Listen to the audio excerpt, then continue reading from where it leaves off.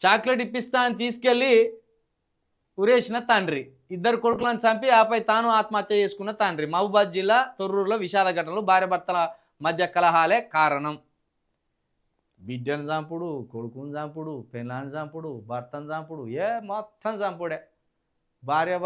ఇప్పుడు ఎట్లా అయిపోయిందంటే ఈ పరిస్థితికి, స్త్రీ లేకుండా పురుషుడు బతికేటట్లేడు, పురుషుడు లేకుండా స్త్రీ బతికేటట్లేదు, వీళ్ళిద్దరు కలిస్తే అసలు బతికేటట్లేదు, ఎవరినొకరిని చంపుకునేటట్టున్నారు.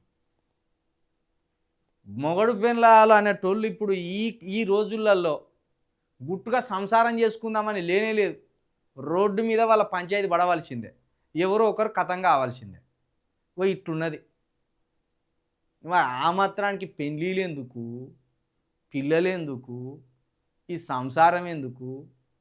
ఆ బైరాగేశం ఉంటే ఏమన్నా సన్యాసులలో కలిస్తే అయిపోయాయి. గుట్టుగా సంసారం చేసుకునేది 4 గోడల మధ్యన ఉండేది వెనకటోళ్ళు. వాళ్ళ ఇంట్లో లొల్లి జరుగుతుందంటే ఎంతో పరువు పోయినట్టు అనిపించేది. ఇలా పెళ్లి చేసుకున్నామా ఇంకొంతటి తిరుగుతారు, ఇలా పెళ్లి చేసుకున్నామా ఇంకో ఆమె మాయల పడతారు. ఇవే కథలు. ఇక గొంతమ్మ కోరికలే, గొంతమ్మ కోరికలు. మంది దగ్గర ఏది కనబడితే అది నాకు కావాలి. భార్యను భర్త, భర్తను భార్య, ఇద్దరిని ఒకరినొకరు టార్చర్ పెట్టుకోవడానికి బతుకుతాను ఈ కాలంలో. మన పరిస్థితి ఎంత? నా భార్యను ఎట్లా చూసుకోవాలి, నా భర్తను ఎట్లా చూసుకోవాలి, ఇవి లేనే లేవు.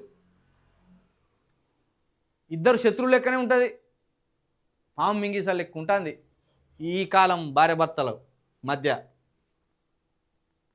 గొంతమ్మ కోరికలకు పోతాన్లు, లేని ఏషాలు పడతాన్లు, అప్పుల పాలైతాన్లు, తన్నుకుంటాన్లు, గుద్దుకుంటాన్లు, ఆఖరికి చంపుకుంటాను.